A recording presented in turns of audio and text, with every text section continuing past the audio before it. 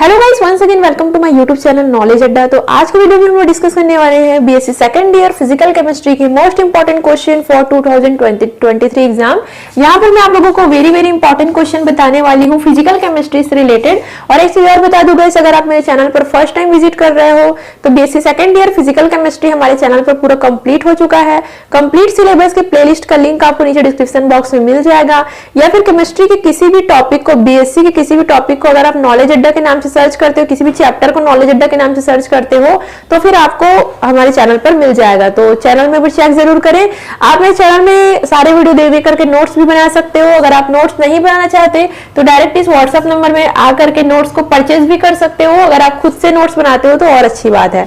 तो चलिए स्टार्ट करते हैं हम लोग आज का वीडियो, जिसमें हम लोग 5 यूनिट का देखने वाले हैं very important question for 2023 exam. अब चलिए गाइस, यूनिट 1 हम देख लेते हैं। यूनिट 1 जिसका नाम है थर्मोडायनेमिक्स पार्ट 1। तो थर्मोडायनेमिक्स पार्ट 1 में सबसे पहला क्वेश्चन आपको करना है, वेरी इंपॉर्टेंट है, हेस का नियम, हेस लॉ।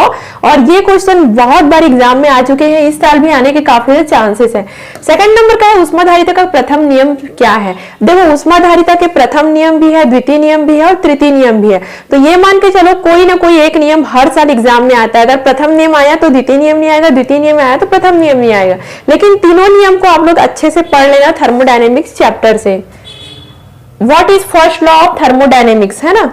चलिए आगे का क्वेश्चन देखते हैं। उष्माधारिता, हीट कैपेसिटी बहुत आता है गाइस, और हीट कैपेसिटी का जो भी डेरिवेशन है, जो भी व्यंजक वगैरह है, वो आप लोग अच्छे से देख लेना। ये सब जितने भी टॉपिक यहाँ पे मैं बता रही हूँ सब मेरे चैनल पर अपलोड है।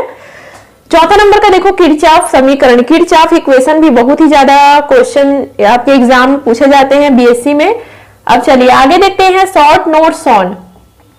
शॉर्ट नोट्स आपको ये 1 से 2 नंबर के लिए आ सकता है। जूल थॉमसन प्रभाव से आप क्या समझते हो, what is Joule Thomson effect. उष्माक्षेपी और उष्माशोषी प्रक्रम, ये बता दूं आपको, एक्सोथर्मिक एंड इंडोथर्मिक प्रोसेस, इसका एग्जांपल लिखने के लिए आता है। क्वेश्चन बहुत आता है एग्जाम में, है ना, उष्माक्षेपी और उष्माशोषी। तो आप लोग इतने क्वेश्चन को एटलीस्ट यूनिट 1 से तो देख करके ही चले जाना। और सबसे ज्यादा मोस्ट इंपॉर्टेंट है उष्मागतिकी का नियम।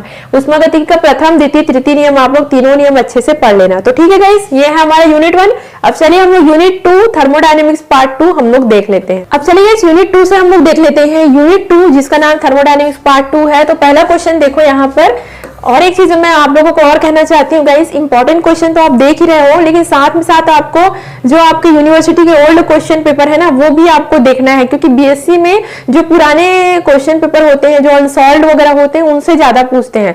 तो वो सब की अभी से आप प्रैक्टिस करना चालू कर दो, वो भी वेरी इंपॉर्टेंट होते हैं। अगर आप पिछले 5 सालों के क्वेश्चन पेपर भी पढ़ोगे ना, तो आराम से आपके 70-75 नंबर परसेंटेज आ सकते हैं बीएससी में। तो देखो, कार्नोट चक्र के आधार पर ऊष्मा इंजन की दक्षता के लिए व्यंजक स्थापित कीजिए।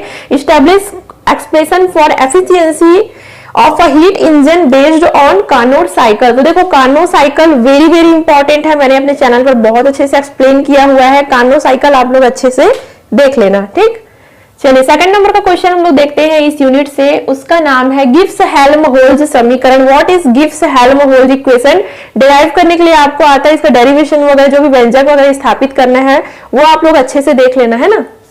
थर्ड नंबर का क्वेश्चन है, उष्मागतिकी के द्वितीय नियम को संक्षेप में दीजिए। Give a brief account of second law of thermodynamics. तो मैंने पहले ही कहा था कि उष्मागतिकी का प्रथम नियम, द्वितीय नियम, तृतीय नियम, तीनों वेरी इंपॉर्टेंट है। चलिए चौथे नंबर का क्वेश्चन हम लोग देख लेते हैं यहाँ पर इस यूनिट से। स्थिर ताप पर आदर्श गैसों को मिलाने पर होने वाली एंट्रोपी परिवर्तन को समझाइए।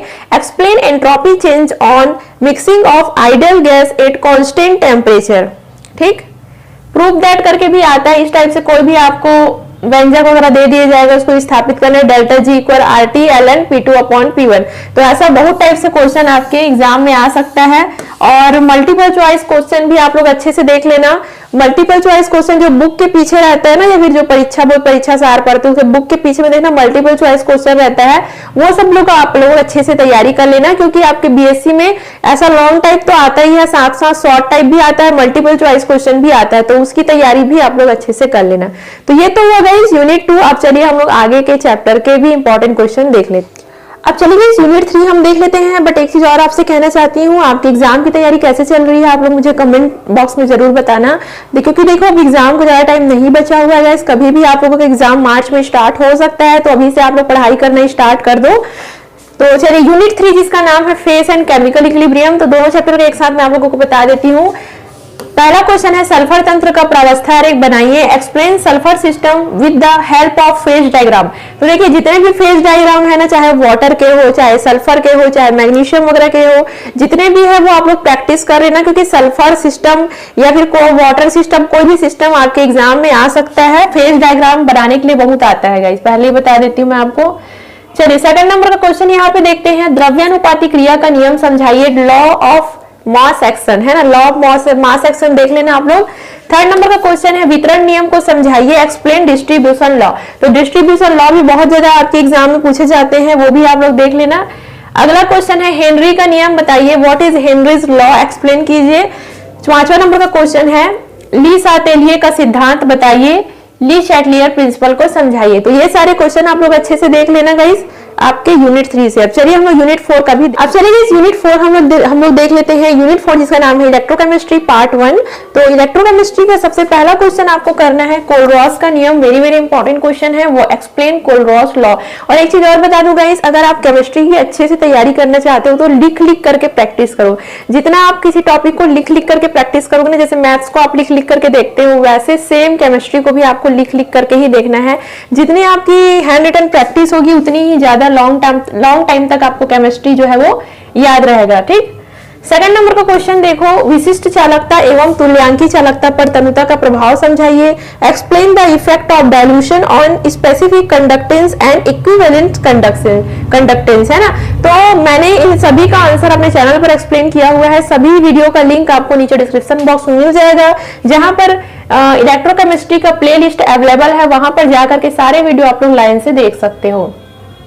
थर्ड नंबर का आपका क्वेश्चन है ओस्टवाल्ड के तनुता की नियम की सीमाएं लिखिए, right the limitation of Ostwald dilution law. तो ये क्वेश्चन भी आप लोग अच्छे से देख लेना। अब चलिए चौथे नंबर का क्वेश्चन में देख लेते हैं, वैद्युत कण संचलन प्रभाव को समझाइए, electrophoretic effect, what is electrophoretic effect, very very important question है। एक मिनट सॉरी।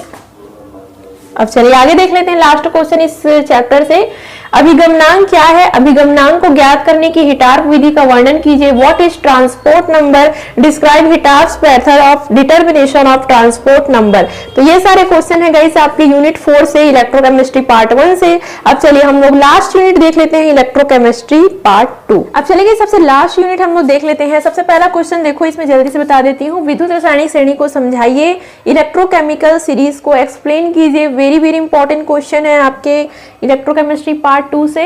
सेकंड नंबर का क्वेश्चन देखो, मानक हाइड्रोजन इलेक्ट्रोड को समझाइए, एक्सप्लेन स्टैंडर्ड हाइड्रोजन इलेक्ट्रोड है ना। थर्ड नंबर का क्वेश्चन देखिए, बफर विलयन को समझाइए, एक्सप्लेन बफर सॉल्यूशन। चौथे नंबर का क्वेश्चन है क्वीन हाइड्रोन इलेक्ट्रोड को समझाइए, एक्सप्लेन क्वीन हाइड्रोन इलेक्ट्रोड। पांचवें नंबर का क्वेश्चन जो कि वेरी वेरी इंपॉर्टेंट है, उत्क्रमणीय एवं अनुक्रमणीय शेल को समझाइए, explain reversible and irreversible cell. तो ये होगा इस हमारा BSc second year physical chemistry के most important question. I hope आप अपने एग्जाम की तैयारी अच्छे से कर रहे होंगे। अभी से आप सभी को बेस्ट ऑफ लक, अच्छे से तैयारी कीजिए, हार्ड वर्क कीजिए। सारे वीडियो आप लोगों को मेरे चैनल पर ही मिल जाएंगे, लिंक आपको नीचे डिस्क्रिप्शन बॉक्स में मिल जाएगा। चैनल अच्छा लगा हो तो लाइक शेयर सब्सक्राइब जरूर करें and thank you so much guys for watching this video.